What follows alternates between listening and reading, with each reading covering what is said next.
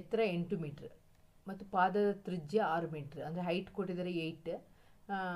ಶಂಕುವಿನ ಆಕಾರದ ಡೇರೆಯನ್ನು ಮಾಡಲು ಬೇಕಾದ 3 ಮೀಟರ್ ಅಗಲ ಕೊಟ್ಟಿದ್ದಾರೆ. ಟಾರ್ಪಲಿನ್ದು ಅಗಲ ಕೊಟ್ಟಿದ್ದಾರೆ, ಅಂದರೆ ಬಿ ಕೊಟ್ಟಿದ್ದಾರೆ, ಬೇಸ್ ಬ್ರೆಡ್ ಕೊಟ್ಟಿದ್ದಾರೆ. ಏನು ಕಂಡುಹಿಡಿಬೇಕು ನಾವು? ಟಾರ್ಪಲಿನ್ನ ಉದ್ದ ಕಂಡುಹಿಡಬೇಕು, ಲೆಂತ್ ಕಂಡುಹಿಡಿಬೇಕಾಗ್ತದೆ ಆಯಿತಾ. ಆಗ required for stitching the margins and wastage of cutting is approximately 20. ಹೆಚ್ಚುವರಿ ಎಷ್ಟೊಂದು ಕೊಟ್ಟಿದ್ದಾರೆ? ಅಪ್ರಾಕ್ಸಿಮೇಟ್ಲಿ ವ್ಯರ್ಥ ಆಗೋದು 20 ಸೆಂಟಿಮೀಟರ್ ಅಂತ ಬೇಕಿದೆ ಅಂತ ಊಹಿಸ್ಕೊಳ್ಳಿ ಅಂತೆಲ್ಲ ಕೊಟ್ಟಿದ್ದಾರೆ. ಈಗ ನಾವು ಏನನ್ನು ಕಂಡುಹಿಡಬೇಕು? ಈ ಪ್ರಶ್ನೆಯನ್ನು ಓದ್ಕೊಂಡಾಯ್ತು, ಏನು ಕಂಡುಹಿಡಬೇಕು ಅಂತ ಹೇಳಿದ್ರೆ, ಈಗ ಡೇರೆ ಹಾಕಬೇಕಾದ್ರೆ, ಒಂದು ಟೆಂಟ್ ಹಾಕಬೇಕು ಅಂದರೆ ಟಾರ್ಪಲಿನ್ ತೊಗೊಂಡು, ಟಾರ್ಪಲಿನ್ ಅಂತಂದರೆ ಗೊತ್ತಲ್ಲ, ನಿಮ್ಮ ಮನೆಯಲ್ಲೆಲ್ಲ ಇರ್ತದೆ, ಕಾಫಿ ಒಣಗ್ಸೋಕ್ಕೆಲ್ಲ ಹಾಕಿರ್ತಾರೆ, ಅರ್ಥ ಆಯ್ತಲ್ಲ. ಕಾಫಿ ಒಣಗ್ಸೋಕ್ಕೆ, ಜೋಳ ಮುಚ್ಚಕ್ಕೆ ಆಗ ಉಪಯೋಗಿಸ್ತಲ್ಲ, ಅದು ಟಾರ್ಪಲಿನ್. ಅದರಿಂದ ಏನು ಮಾಡ್ತಾ ಇದ್ದೀವಿ? ಟೆಂಟ್ ಹಾಕ್ತಾ ಇದ್ದೀವಿ. ಈಗ ಅದ್ರದ್ದು ಎಷ್ಟಿರಬೇಕಂದ್ರೆ ನಮಗೆ ಟೆಂಟ್ದು ಎತ್ತರ ಕೊಟ್ಟಿದ್ದಾರೆ, ಟೆಂಟ್ದು ಕೆಳಗೆ ಪಾದ ತ್ರಿಜ್ಯನೂ ಕೊಟ್ಟಿದ್ದಾರೆ. ಈಗ ಶಂಕುವಿನ ಆಕಾರದ ಡೇರೆ ಹಾಕಬೇಕು. ಈಗ ನಾವು ಪೂರ್ಣ ಮೇಲ್ಮೈ ವಿಸ್ತೀರ್ಣ ಡೇರೆ ಹಾಕಬೇಕು ಅಂತ ಹೇಳಿದ ತಕ್ಷಣ ಅದು ನಮಗೆ ಬೇಕಾಗಿರೋದು ಪಾರ್ಶ್ವ ಮೇಲ್ಮೈ ವಿಸ್ತೀರ್ಣ ಅಂತಿರೋದು ನಮ್ಗೆ ಗೊತ್ತಾಯಿತು, ಅರ್ಥ ಆಯ್ತಲ್ವಾ. ಡೇರೆ ಅಂತ ಹೇಳುವಾಗ ನಮ್ಗೆ ಬೇಕಾಗಿರೋದು ಇಲ್ಲಿ. ಆಗ ನಾವೇನು ಮಾಡೋಣ? ಪಾರ್ಶ್ವ ಮೇಲ್ಮೈ ವಿಸ್ತೀರ್ಣವನ್ನು ಡೇರೆಯ ಪಾರ್ಶ್ವ ಮೇಲ್ಮೈ ವಿಸ್ತೀರ್ಣ ಕಂಡುಹಿಡಿದಾಗ ಅದಕ್ಕೆ ಎಷ್ಟು ಬಟ್ಟೆ ಬೇಕಾಗ್ತದೆ ಅಂತಿರೋದು ನಮ್ಗೆ ಗೊತ್ತಾಗುತ್ತೆ, ಅರ್ಥ. ಎತ್ತರ ಅಂದರೆ ಹೆಚ್ ಬಂದು ಎಷ್ಟು ಕೊಟ್ಟಿದ್ದಾರೆ? 8 ಮೀಟ್ರ್ ಕೊಟ್ಟಿದ್ದಾರೆ. ಮಕ್ಕಳೇ ಮೀಟ್ರಲ್ಲಿದೆ ನೋಡ್ಕೊಳ್ಳಿ. ತ್ರಿಜ್ಯನೂ ಬಂದು ಆರ್ ಬಂದು ರೇಡಿಯಸ್ ಬಂದು ಎಷ್ಟಿದೆ? 6 ಮೀಟ್ರಲ್ಲಿದೆ. ಈಗ ನಮಗೆ ಫಸ್ಟ್ ನಾವೇನು ಮಾಡ್ಕೊಳ್ಳೋಣ, ಎಷ್ಟು ಬೇಕಾಗ್ತದೆ ಅಂತ. ಅದಕ್ಕೆ ನಮಗೆ ಪಾರ್ಶ್ವ ಮೇಲ್ಮೈ ವಿಸ್ತೀರ್ಣ ಕಂಡುಹಿಡಬೇಕು ಅಲ್ವಾ. ಡೇರೆ ಕಟ್ಟಬೇಕಾದ್ರೆ, ನಮಗೆ ಟೆಂಟ್ ಹಾಕಬೇಕಾದ್ರೆ ಹೇಗೆ ಪಾರ್ಶ್ವ ಮೇಲ್ಮೈ ವಿಸ್ತೀರ್ಣ ತಾನೇ ಬೇಕಾಗಿರೋದು, ಬಟ್ಟೆ ಬೇಕಾಗಿರೋದು. ಪಾರ್ಶ್ವ ಮೇಲ್ಮೈ ವಿಸ್ತೀರ್ಣ ಕಂಡುಹಿಡಿದ್ರೆ ಗೊತ್ತಾಗುತ್ತೆ ಎಷ್ಟು ಬೇಕು ಅಂತ. ಪಾರ್ಶ್ವ ಮೇಲ್ಮೈ ಫಸ್ಟ್ ಕಂಡುಹಿಡಿರಿ. ಪಾರ್ಶ್ವ ಮೇಲ್ಮೈ ವಿಸ್ತೀರ್ಣ ಸೂತ್ರ ನಮ್ಗೆ ಗೊತ್ತು, πr/l. ಇಲ್ಲಿ ಪೈಯ ಬೆಲೆ ನಿಮಗೆ ಗೊತ್ತಿದೆ, 22/7. ಆರ್ ಅಂತ ಹೇಳಿದರೆ ಆರ್ ನಿಮಗೆ 6 ಸೆಂಟಿಮೀಟರ್. ಎಲ್ ಬಂದು ಅಲ್ಲಿ ಎತ್ತರ ಕೊಟ್ಟಿದ್ದಾರೆ, ನಿಮಗೆ ಎಲ್ ಕೊಟ್ಟಿಲ್ಲ, ನೀವಾಗ ಎಲ್ ಕಂಡುಹಿಡ್ಕೊಳ್ಬೇಕು. ಎಲ್ ಇಸ್ ಈಕ್ವಲ್ ಟು ನಿಮಗೆ ಗೊತ್ತಿದೆ ಫಾರ್ಮುಲಾ, ಇದನ್ನು ಕಲ್ತಿರಬೇಕು, h² + r². ಓಕೆನಾ. ಈಗ h² ಅಂತ ಹೇಳಿದ್ರೆ ಎತ್ತರ ಗೊತ್ತಿದೆ 8 ಮೀಟರ್, ಪ್ಲಸ್ ಆರ್ ಅಂತ ಹೇಳಿದ್ರೆ 6, ಆಗ 6². 8 64, 6 36. 64 ಮತ್ತು 36ನ ಕೂಡಿಸಿದ್ರೆ 100 ಬರ್ತದೆ. ಆಗ ಇದರ ವರ್ಗಮೂಲ, ಇದು ಸ್ಕ್ವೇರ್ ರೂಟ್ ಎಷ್ಟು? 10. ಆಗ ಎಲ್ ಎಷ್ಟು ಬಂತು? 10. ಈಗ ಮೇಲಿರೋದನ್ನೆಲ್ಲ ಗುಣಿಸ್ಕೊಳ್ಳಿ. 22 × 6 × 10, 6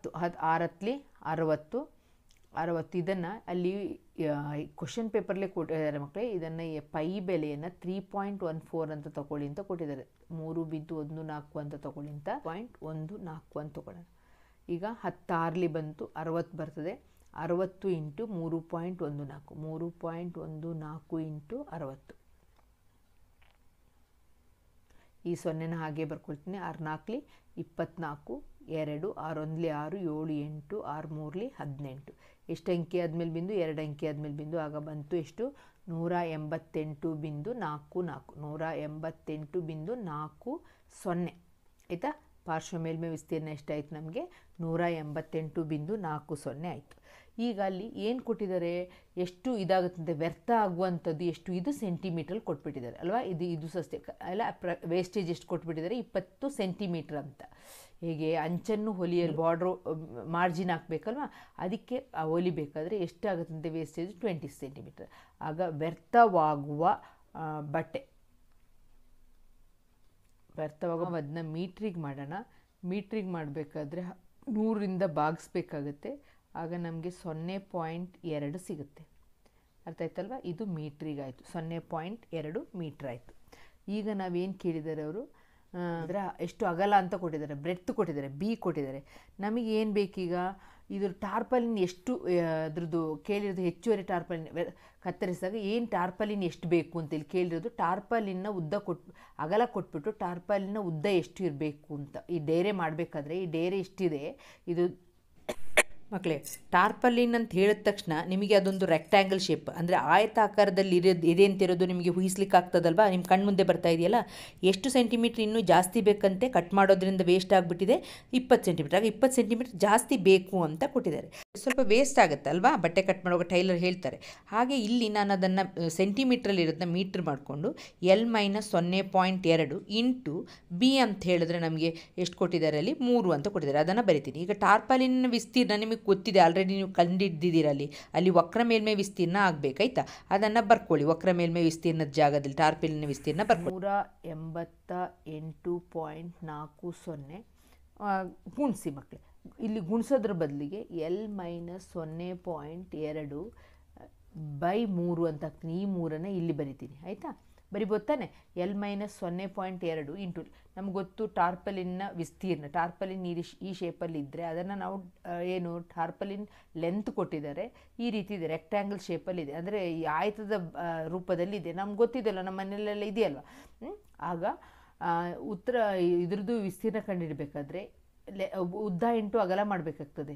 ಯಾವುದು ಆಯತಾಕಾರದಲ್ಲಿ ಇರೋದ್ರಿಂದ ಉದ್ದ ಇಂಟು ಅಗಲ ಮಾಡಿದೆ. ಇಲ್ಲಿ 0.40 ಓಕೆ. ಬಾಕ್ಸಿ ಎಷ್ಟರಿಂದ 3ರಿಂದ ಬಾಕ್ಸಿ. 3 6 18 0. ಇಲ್ಲಿ 8ನೇ ಇಳಿಸ್ಕೊಳ್ತೀರಾ. 3 2 6. ಇಲ್ಲಿ 8ರಿಂದ 6 ಕಳೆದ್ರೆ 2. ಈ ಪಾಯಿಂಟನ್ನು ಇಲ್ಲಿ ಹಾಕಿ ಇಲ್ಲಿ 4ನೇ ಇಳಿಸ್ಕೊಳ್ತೀರಾ. 3 8 24. ಆಗ ಆನ್ಸರ್ ಎಷ್ಟು ಬಂತು ನಮಗೆ? ಇಲ್ಲಿ 62.8 ಬಂತು ಅಲ್ವಾ ಮಕ್ಕಳೇ. ಈಕ್ವಲ್ ಟು ಇಲ್ಲಿ L-0.2 ಇದೆ. ಈ -0.2 ಈಚೆಗೆ ತನ್ನಿ.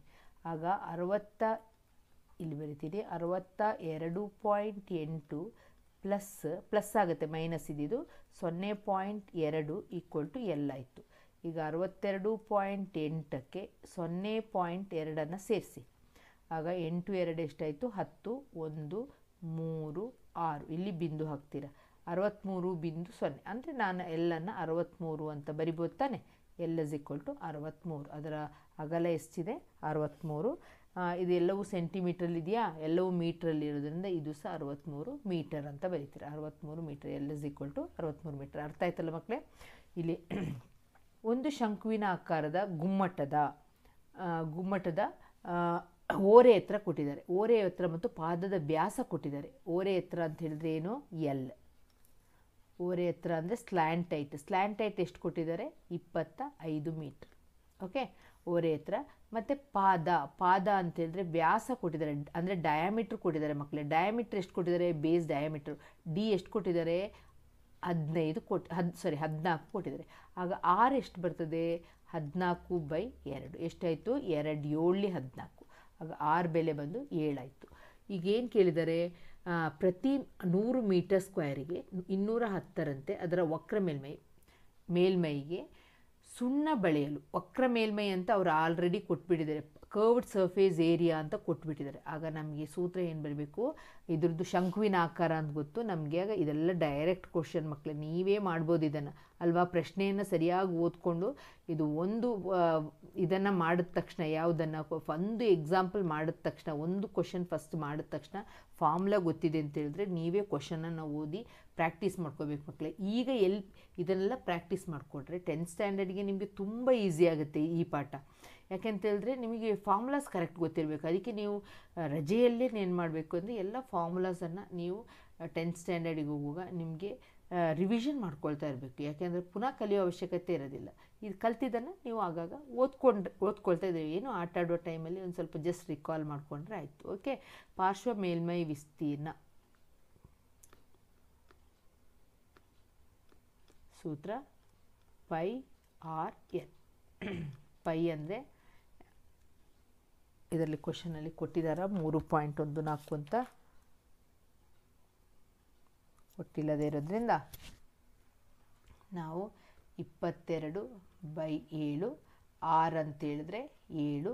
ಎಲ್ ಕೊಟ್ಟಿದ್ದಾರಲ್ವಾ, ಪಾದದ ಉತ್ತರ ಎಲ್ ಕೊಟ್ಟಿದ್ದಾರೆ 25. ಅದನ್ನು ಹಾಗೆ ಬರೆಯೋದು. ಸೊ ಇಲ್ಲಿ ಇದಕ್ಕೆ 7 ಮತ್ತು ಇಲ್ಲಿ ಕೆಳಗೆ 7 ಇದೆ, ಮೇಲೆ 7 ಇದೆ. 7 ಆಗ ಹೋಗುತ್ತೆ. ಈಗ 25 × 22. ಗುಣಿಸಿ 2 5 10 1 2 2 4 1 5 2 5 10 1 2 2 4 1 5 0 5 5 ಆಗ ಎಷ್ಟು ಬಂತು 550 ಈಕ್ವಲ್ ಟು 550 ಏನು ಮಾಡೋದು ಮೀಟರ್ ಸ್ಕ್ವಯರ್ ಬರೀಬೇಕು. ಪಾರ್ಶ್ವ ಮೇಲ್ಮೈ ವಿಸ್ತೀರ್ಣ ಮೀಟರ್ ಸ್ಕ್ವಯರ್ ಬರೀಬೇಕು. ಇಲ್ಲಿ ಏನು ಕೇಳಿದ್ದಾರೆ ಮೀಟರ್ಗೆ 100 ಮೀಟ್ರಿಗೆ 1 ಮೀಟ್ರಿಗಲ್ಲ, ಇಲ್ಲಿ 100 ಮೀಟ್ರಿಗೆ 210 ರೂಪಾಯಿ ಅಂತೆ. ಇಲ್ಲಿ 550 ಮೀಟ್ರ್ ಇದೆ, ಎಷ್ಟು ರೂಪಾಯಿ ಬೇಕಾಗ್ತದೆ ಅಂತ ಕೇಳ್ತಾರೆ. ಎಷ್ಟು 100 ಮೀಟ್ರಿಗೆ 210 ರೂಪಾಯಿ ಅಲ್ವಾ. ಆಗ ನಾವು ಎಷ್ಟು ಮೀಟ್ರಿಗೆ 210 ರೂಪಾಯಿ 100 ಮೀಟ್ರಿಗೆ ಈ ರೀತಿ ಬರ್ಕೋಬೇಕು. ಹೇಗೆ ಅಂತ ಹೇಳಿದ್ರೆ ಇಲ್ಲಿ ಹೇಳ್ತೀನಿ ನೋಡಿ, 100 ಮೀಟ್ರಿಗೆ 210 ರೂಪಾಯಿ ಆದರೆ ಅರ್ಥ ಆಗಿಲ್ಲ ಅಂದರೆ ಹೀಗೆ ಮಾಡ್ಕೊಳ್ಳಿ. 100 ಮೀಟ್ರಿಗೆ 210 ರೂಪಾಯಿ ಆದರೆ 550 ಅಲ್ವಾ, 550 ಮೀಟ್ರಿಗೆ ಎಷ್ಟು ಆಗ ಏನಾಗ್ತದೆ 550 ಇಂಟು 210 ಇಂಟು 210 ಬೈ ಈ 100 ಕೆಳಗೆ ಬರ್ಕೊಳ್ತೀರಾ. ಅರ್ಥ ಆಯ್ತಾ ಮಕ್ಕಳೇ? ಹೀಗೆ ಮಾಡೋದು. ಆಗ ಇಲ್ಲಿ 100 ಬರೀತೀರಾ ನೋಡಿ. 1 0ಗೆ ಇದಿಲ್ಲೇ ಸುಲಭ ರೂಪಕ್ಕೆ ತಂದುಕೊಳ್ಳೋಣ. ಈ 1 0ಗೆ ಈ 1 0 ಹೋಯ್ತು, 0ಗೆ 0 ಹೋಯ್ತು, ಉಳ್ಕೊಳ್ಳೋದು 21 ಇಂಟು 55 ಗುಣಿಸಿ 55 ಇಂಟು 21 1 5 5 1 5 5 2 5 10 1 2 5 10 1 11 ಈಗ 5 5 1 1 ಆಗ ಆನ್ಸರ್ ಬಂದು 1155 ರೂಪಾಯಿ. ಓಕೆ, ಈಸಿ ಇದೆ ಅಲ್ವಾ? ತುಂಬ ಈಸಿ ಇದೆ. ನೆಕ್ಸ್ಟ್ ಕ್ವಶನ್ಗೆ ಹೋಗೋಣ. ಒಬ್ಬ ವಿದೂಷಕ ಅಂತ ಹೇಳಿದ್ರೆ ಜೋಕರ್ ಮಕ್ಕಳೇ. ಒಬ್ಬ ವಿದೂಷಕನ ಟೋಪಿಯು ನಿಮ್ಗೆ ಗೊತ್ತಿದೆ, ವಿದೂಷಕನ ಟೋಪಿನೂ ಹೇಗಿರ್ತದೆ? ಶಂಕುವಿನ ಆಕಾರದಲ್ಲಿ ಇರ್ತದೆ. ಪಾದದ ತ್ರಿಜ್ಯ ಆಗ ರೇಡಿಯಸ್ ಕೊಟ್ಟಿದ್ದಾರೆ. ಎಷ್ಟು ಕೊಟ್ಟಿದ್ದಾರೆ? 7 ಸೆಂಟಿಮೀಟ್ರಲ್ಲಿದೆ. ಮತ್ತು ಎತ್ತರ ಅಂತ ಹೇಳಿದ್ರೆ ಹೆಚ್ಚು ಕೊಟ್ಟಿದ್ದಾರೆ. ಎಷ್ಟು ಕೊಟ್ಟಿದ್ದಾರೆ? 24. ಏನು ಕಂಡುಹಿಡಿಬೇಕು ನಾವು? ಎಲ್ ಬೇಕು ನಮಗೆ. ಎಲ್ಲಿದ್ರೇ 10 ಟೋಪಿಯನ್ನು ತಯಾರಿಸಲು ಬೇಕಾದ ಹಾಳೆಯ ವಿಸ್ತೀರ್ಣ. ಹಾಳೆ ಅಂತ ಹೇಳಿದ್ರೆ ಟೋಪಿ ಮಾಡಬೇಕಾದ್ರೆ ವಕ್ರ ಮೇಲ್ಮೈ ವಿಸ್ತೀರ್ಣ, curved surface area. L find out ಮಾಡಿ. ಆಗ L is equal to root h square plus R square. ಈಗ ಹೆಚ್ ಸ್ಕ್ವಯರ್ ಅಂತ ಹೇಳಿದ್ರೆ 24 ಸ್ಕ್ವಯರ್ ಪ್ಲಸ್ ಆರ್ ಸ್ಕ್ವಯರ್ ಅಂದರೆ 7 ಸ್ಕ್ವಯರ್. ಇಲ್ಲಿ 24 ಇಂಟು 24 ಮಾಡೋಣ. 4 4 16 1 4 2 8 1 9 2 4 8 2 2 4 ಆಗ 6 8 8 16 1 17 576 ಆಗುತ್ತೆ. ಆಗ ಈಕ್ವಲ್ ಟು 576 ಪ್ಲಸ್ 7 7 49 ಕೂಡಿಸಿ 49 9 15 5 1 7 8 9 10 11 12 2 1 6 625 ಆಗುತ್ತೆ. ಆಗ ಇಲ್ಲಿ 625 ಇದರ ವರ್ಗಮೂಲ ಎಷ್ಟು? 25. ನಿಮ್ಗೆ ತುಂಬ ಮಾಡಿರೋದ್ರಿಂದ ನಿಮಗೆ ಬಂದುಬಿಡಬೇಕು. 625ರದ ವರ್ಗಮೂಲ 25. ಆಗ ನಮಗೆ ಎಲ್ ಸಿಕ್ತು. ಇಲ್ಲಿ ಏನು ಕೇಳಿದರೆ ನಾವೇನು ಕಂಡುಹಿಡಬೇಕು? ಪಾರ್ಶ್ವ ಮೇಲ್ಮೈ ವಿಸ್ತೀರ್ಣ ಕಂಡುಹಿಡಬೇಕು. ಯಾಕಂದರೆ ಕ್ಯಾಪ್ ಮಾಡಬೇಕಾದ್ರೆ ನಿಮಗೆ ಗೊತ್ತಲ್ಲ ಪಾರ್ಶ್ವ ಮೇಲ್ಮೈ ವಿಸ್ತೀರ್ಣ. ಪಾರ್ಶ್ವ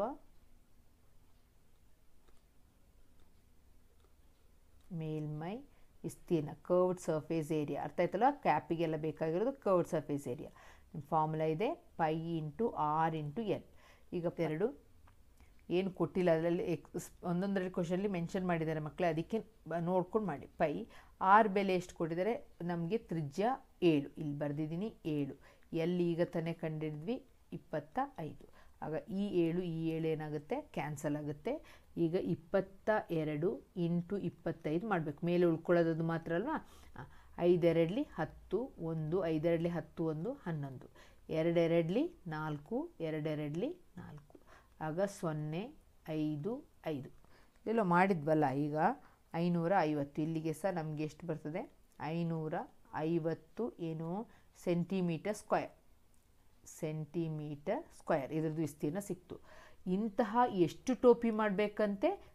10 ಟೋಪಿ ಮಾಡಬೇಕಂತೆ. ಒಂದು ಟೋಪಿಗೆ ಇಷ್ಟು 10 ಟೋಪಿಗೆ ತಯಾರಿಸಲು ಬೇಕಾದ ಹಾಳೆಯ ವಿಸ್ತೀರ್ಣ. ಸೊ ಏನಂತ ಬಿಡ್ತೀರಾ? Find the area of the sheet required to make 10 such caps ಅಂತ ಕೇಳಿದ್ದಾರೆ. ಅದನ್ನು ಬರೀ area of the sheet required to make 10 such caps ಅಂತೇಳಿ 10 ಇಂಟು ಇದು ಮಾಡಿದ್ರೆ ಆಯಿತು. ಈಗ 10 ಟೋಪಿಯನ್ನು 550 ಇಂಟು 10 ಮಾಡಿದ್ರೆ 5500 ಸೆಂಟಿಮೀಟರ್ ಸ್ಕ್ವೇರ್ ಬೇಕಾಗುತ್ತೆ. ಇಷ್ಟು ನಮಗೆ ಹಾಳೆಯ ವಿಸ್ತೀರ್ಣ ಇಷ್ಟಿರಬೇಕು. ಓಕೆ, ಈಗ ನೆಕ್ಸ್ಟ್ ಕ್ವೆಶನ್. ಇಲ್ಲಿ ಇಂಪಾರ್ಟೆಂಟಾಗಿ ಏನು ಕೊಟ್ಟಿದ್ದಾರೆ ಅಂತ ಹೇಳಿದ್ರೆ ಆರ್ ಬೆಲೆಯನ್ನು ಕೊಟ್ಟಿದ್ದಾರೆ ಮಕ್ಕಳೇ. ಇಲ್ಲಿ ಪೈಯ ಬೆಲೆಯನ್ನು ಏನನ್ನು ತೊಗೋಬೇಕು ಅಂತ ಕೊಟ್ಟಿದ್ದಾರೆ. ಪೈ ಬೆಲೆ 3.14 ಅಂತ ತಗೊಳ್ಳಿ ಅಂತ ಕೊಟ್ಟಿದ್ದಾರೆ. ಪೈಯ ಬೆಲೆ ಕ್ವಶನಲ್ಲೇ ಕೊಟ್ಟಿದ್ದಾರೆ 3.14 ಅಂತ ತಗೊಳ್ಳಿ. ಆಮೇಲೆ ಆರ್ ಬೆಲೆ ಅಲ್ಲ, ಇನ್ನು ಸ್ಕ್ವೇರ್ ರೂಟ್ ಆಫ್ 1.04 ಏನಂತ ತಗೊಳ್ಳಿ 1.02 ಅಂತ ತಗೊಳ್ಳಿ ಅಂತ ಕೊಟ್ಟಿದ್ದಾರೆ. ಆಗ ಇಲ್ಲಿ ಈ ಥರ ಒಂದು ರೂಟ್ 1.04 ಬರ್ತದೆ ಅಂತ ಆಯಿತು. ಅರ್ಥ ಆಯ್ತಲ್ವಾ?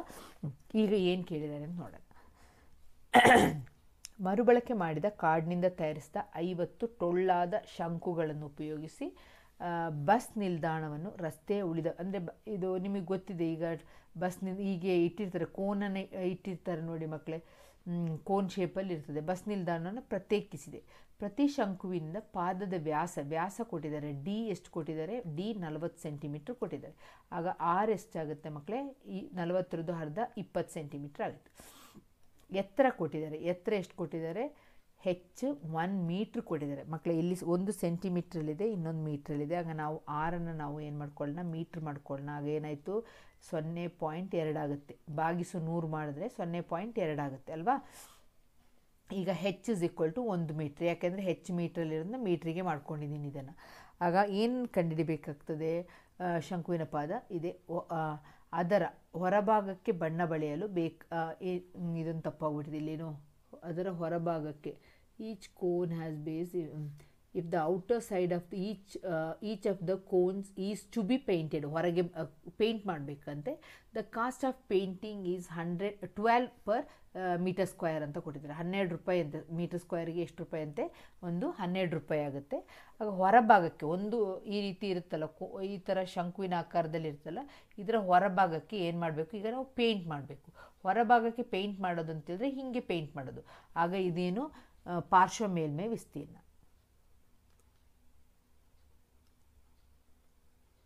ಪಾರ್ಶ್ವ ಮೇಲ್ಮೈ ವಿಸ್ತೀರ್ಣ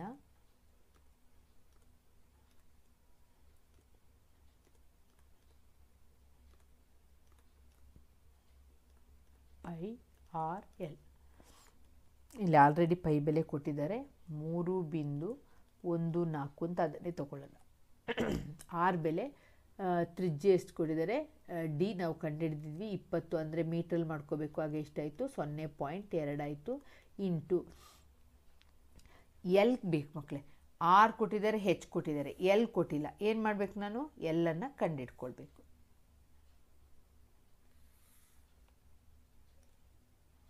ಆಗ L is equal to root H square plus R square. H square ಅಂತೇಳಿದ್ರೆ root 1 square plus 0.2 whole square.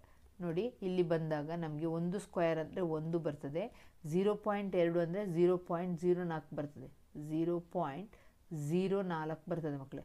ಆಗ ನಿಮಗೆ ವರ್ಗಮೂಲ ಎಷ್ಟಾಯಿತು? 1.04 ಬಂತು. ಇಲ್ಲಿ ಕೊಟ್ಟಿದ್ದಾರೆ ನೋಡಿ 1.04ರ ವರ್ಗಮೂಲ ಎಷ್ಟೊಂದು ಕೊಟ್ಟಿದ್ದಾರೆ? 1.0. ಅದಕ್ಕೇ ಅವರು ಫಸ್ಟೇ ಕೊಟ್ಟಿರೋದು 1.01 ಅಂತ, ಸರಿ 0.2 ಅಂತ. 0.14 ಇಂಟು 0.2 ಫಸ್ಟ್ ಮಾಡಿ. 2 4 8, 2 1 2, 2 3 6. ಇಲ್ಲಿಂದ 1 ಪಾಯಿಂಟ್, ಇಲ್ಲಿಂದ 2 ಪಾಯಿಂಟ್. ಆಗ ಟೋಟಲ್ 3 ಪಾಯಿಂಟ್ ಆದಮೇಲೆ 3 ಡಿಜಿಟ್ ಆದಮೇಲೆ 3 ಅಂಕಿ ಆದಮೇಲೆ ಇಲ್ಲಿಂದ 1 ಅಂಕಿ, ಇಲ್ಲಿ 2 ಅಂಕಿ. ಆಗ ಟೋಟಲ್ 3 ಅಂಕಿ ಆದಮೇಲೆ ಪಾಯಿಂಟ್ ಹಾಕಿದ್ದೀನಿ. ಇಂಟು ಪುನಃ 1.02 ಅಲ್ವಾ? ಈಗ 1.02ರಿಂದ ಗುಣಿಸಿ. 2 8 16, 1 2 1 2 1, ಸರಿ 2 8 16, 1 2 2 4 4 1 5, 2 ಆರ್ಲಿ 12. ನೆಕ್ಸ್ಟ್ 0ಇಂದ ಗುಣಿಸ್ತೀರಾ, 0 0 0 0, ಮತ್ತು 1ರಿಂದ ಗುಣಿಸ್ತೀರಾ, 1 8 8, 1 2 2, 1 6 6. ಈಗ ಕೂಡಿಸಿ 6, ಇಲ್ಲಿ 5 ಬರ್ತದೆ, 5ಅನ್ನು ಕೆಳಗಿಳಿಸ್ಕೊಳ್ಳಿ, 8 2 10 ಆಗುತ್ತೆ, 1 2 3 4, ಇಲ್ಲಿ 6. ಎಷ್ಟು ಅಂಕಿ ಆದಮೇಲೆ ಬಿಂದು, ಇಲ್ಲಿ 2 ಅಂಕಿ, ಇಲ್ಲಿ ಟೋಟಲ್ 5 ಅಂಕಿ ಆದಮೇಲೆ 1 2 3 4 5, 5 ಅಂಕಿ ಆದಮೇಲೆ ಬಿಂದು 6 4 0 5 6 ಇಷ್ಟು ಬಂತು. ಓಕೆ, ಈಗ ನಾವೇನು ಮಾಡಬೇಕು, ಎಷ್ಟು ಮಾಡಬೇಕಂತೆ, ಇದು ಪಾರ್ಶ್ವ ಮೇಲ್ಮೈ ವಿಸ್ತೀರ್ಣ. ಆಗ ಎಷ್ಟು ರೂಪಾಯಿ ಅಂತೆ, 40 ಸೆಂಟಿಮೀಟರ್ ಟೊಳ್ಳು. ಎಷ್ಟು ಶಂಕು ಇದೆ, 50 ಟೊಳ್ಳಾದ ಶಂಕುಗಳಿದೆ. ಆಗ 50 ಶಂಕುಗಳ ಮೇಲ್ಮೈ ವಿಸ್ತೀರ್ಣ ಎಷ್ಟಾಗುತ್ತೆ, 0.6406 ಇಂಟು ನಾವು ಎಷ್ಟು ಮಾಡಬೇಕಾಗುತ್ತೆ, 50. ಟೋಟಲ್ ಎಷ್ಟು, 50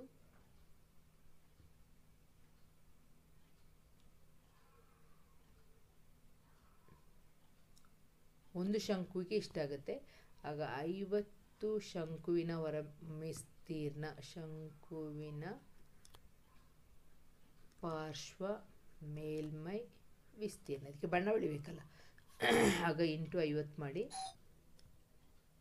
0 5 6 30, 3 5 5 25, 26 27 28, 8 ಇಲ್ಲಿ 2 ಬರಿತೀನಿ, ಯಾಕೆಂದರೆ 5 0 0 2 ಬರಿತೀನಿ, 5 4 20 2, 5 6 30, 32 32, 1 2 3 4 5 ಅಂಕಿ ಆದಮೇಲೆ 0, 1 2 3 4 5 ಅಂಕಿ ಆದಮೇಲೆ 0 ಹಾಕಿದ್ರೆ ಇಷ್ಟು ಬರ್ತದೆ. ನಾವು 32.02 ತೊಗೊಳ್ಳೋಣ, ಸಾಕು ಮಕ್ಕಳೇ, ಆಯಿತಾ.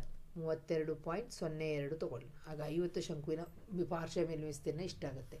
ಎಂತಂತೆ, ಸ್ಕ್ವೇರ್ ಮೀಟ್ರಿಗೆ ಎಷ್ಟು ರೂಪಾಯಿ ಅಂತೆ, ಇದು ಮೀಟರ್ ಸ್ಕ್ವೇರಲ್ಲೇ ಇದೆ ಎಲ್ಲವೂ, ಆಯಿತಾ. ಉತ್ತರ ಎಷ್ಟು ಬಂದಿದೆ, 384 ಬಂದಿರ್ತದೆ. ಗುಣಿಸಿದಾಗ 12 ರೂಪಾಯಿ ಅಲ್ವಾ, ಬಣ್ಣ ಬಳಿಕ 12 ರೂಪಾಯಿ ಇರೋದ್ರಿಂದ 12 ಇಂಟು 32.02 ನಮಗೆ 384 ಬರ್ತದೆ. ಇದು ತಗಲುವಂತಹ ಖರ್ಚು. ಮುಂದಿನ ಕ್ಲಾಸಲ್ಲಿ ಇದು 11.1 ಮುಗ್ದಿರ್ತದೆ. ನೆಕ್ಸ್ಟು 11.2 ನೆಕ್ಸ್ಟ್ ಕ್ಲಾಸ್ನಲ್ಲಿ ಮಾಡಿ.